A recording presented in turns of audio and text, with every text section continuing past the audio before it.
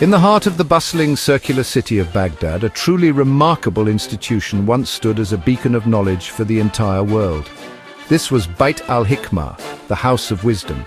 Established during the Islamic Golden Age, its story begins in the late 8th century, a time of immense cultural and scientific flourishing under the Abbasid Caliphate. This was not merely a library, it was a vibrant, dynamic center for research, translation, and discovery that would shape the course of human knowledge for centuries to come. The caliphs who ruled this vast empire understood that real power was not just held in armies and territories, but in the minds of its people and the books on its shelves. It was a bold and ambitious project, one that sought to gather all the world's knowledge under one roof. The foundations of the House of Wisdom were laid by Caliph Harun al-Rashid, a name familiar from the tales of 1001 Nights. He began a collection of precious manuscripts, but it was his son, Caliph al-Ma'mun, who transformed it into a formal academy around 832 CE. Al-Ma'mun was a ruler with an insatiable curiosity and a deep passion for science and philosophy. He famously had a dream in which he spoke with the ancient Greek philosopher Aristotle, which is said to have solidified his resolve to bring the wisdom of the ancients into the Arabic-speaking world. His vision was clear: to create an institution where scholars from all faiths and backgrounds could collaborate, debate, and push the boundaries of understanding. This was a state-sponsored enterprise on a scale the world had never seen before. The primary purpose of Bayt al-Ḥikmah was to acquire and translate the great scientific and philosophical works of past civilizations. Al-Ma'mun sent emissaries far and wide to the Byzantine Empire, to India and beyond, with instructions to obtain any and every important text they could find. These missions returned with priceless manuscripts by Greek thinkers like Ptolemy, Euclid and Galen, as well as Persian astronomical tables and Indian mathematical treatises. The Caliph understood that for his empire to lead the world, it must first stand on the shoulders of the giants who came before. The translation movement that blossomed from this effort was a systematic and well-funded project, essential for building a new foundation of scientific inquiry in the Arabic language. This ambitious project was not merely about preservation, it was about assimilation and innovation. The goal was to make this accumulated knowledge accessible to Arabic-speaking scholars who could then critique, improve upon and expand it. The caliphs fostered an environment of intellectual freedom and rational inquiry, believing that faith and reason were not in conflict but were complementary paths to truth. This open-minded patronage attracted the brightest minds from across the empire, creating a unique melting pot of ideas. The House of Wisdom became the epicenter of a new scientific revolution, one that would redefine fields from medicine and mathematics to astronomy and engineering, all powered by a shared spirit of discovery. The halls and courtyards of the House of Wisdom were filled with a constant buzz of intellectual activity. It was home to scholars of diverse backgrounds. Muslims, Christians, and Jews worked side by side, united by their shared pursuit of knowledge. These were not just translators. They were astronomers, mathematicians, physicians, alchemists, and philosophers. The institution was a complex ecosystem that supported every stage of the scholarly process, from the painstaking work of translation to original research and lively debate. It housed vast libraries, translation bureaus, and even astronomical observatories, providing the resources necessary for groundbreaking work. The knowledge collected was as diverse as the people who studied it, covering every imaginable subject. The translation movement was the lifeblood of Bayt al-Ḥikmah. Scholars meticulously translated texts from a multitude of languages, including Greek, Syriac, Persian, and Sanskrit, into Arabic. This process was incredibly sophisticated. Translators often worked in teams, comparing different versions of a text to ensure accuracy and clarity.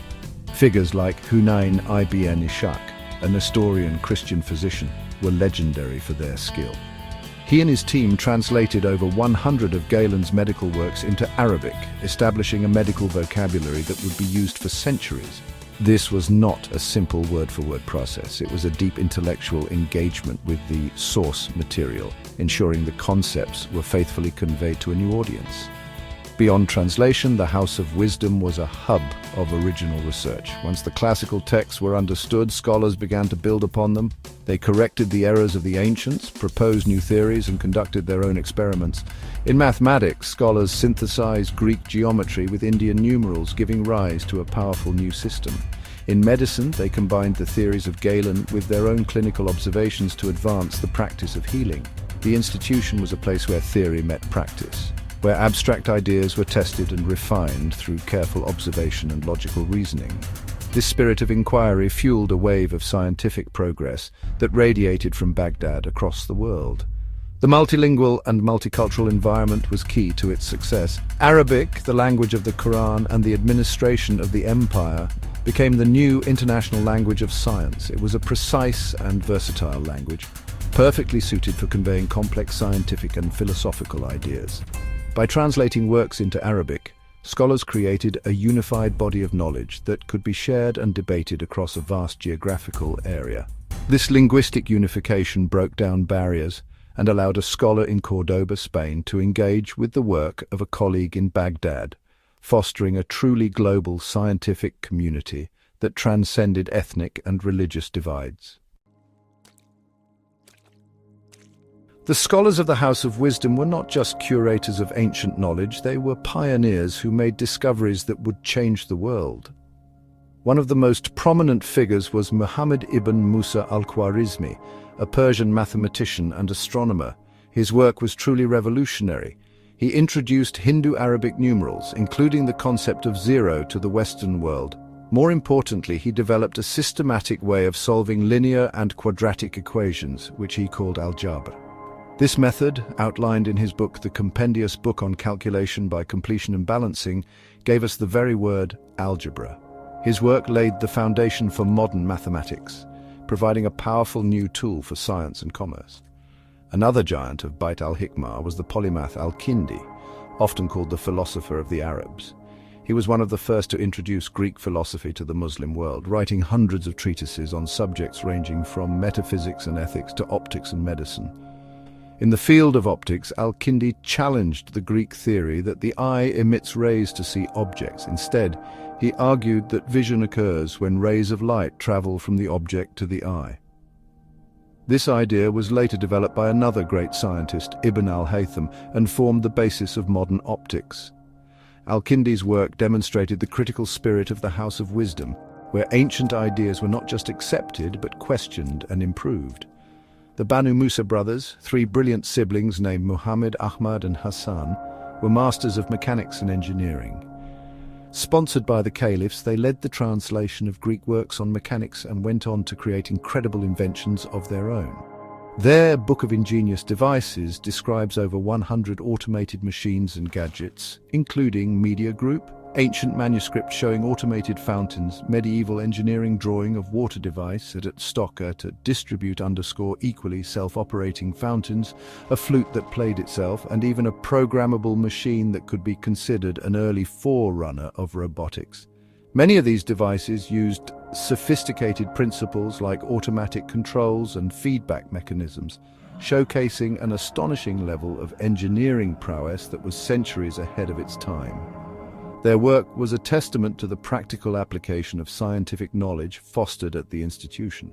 In the medical field, scholars like al-Razi, also known as Rhazes, made monumental contributions. Though he worked slightly after the peak of Bayt al-Ḥikmah, his career was a direct product of the intellectual environment it created. He was a meticulous clinician who was the first to distinguish between smallpox and measles, providing detailed descriptions of each disease. His comprehensive medical encyclopedia, Al-Hawi, gathered knowledge from Greek, Indian and Persian sources, alongside his own extensive clinical observation. This book became a standard medical textbook in Europe for centuries. These discoveries in mathematics, optics, engineering and medicine were not isolated events. They were the fruits of a collaborative and well-supported scientific ecosystem.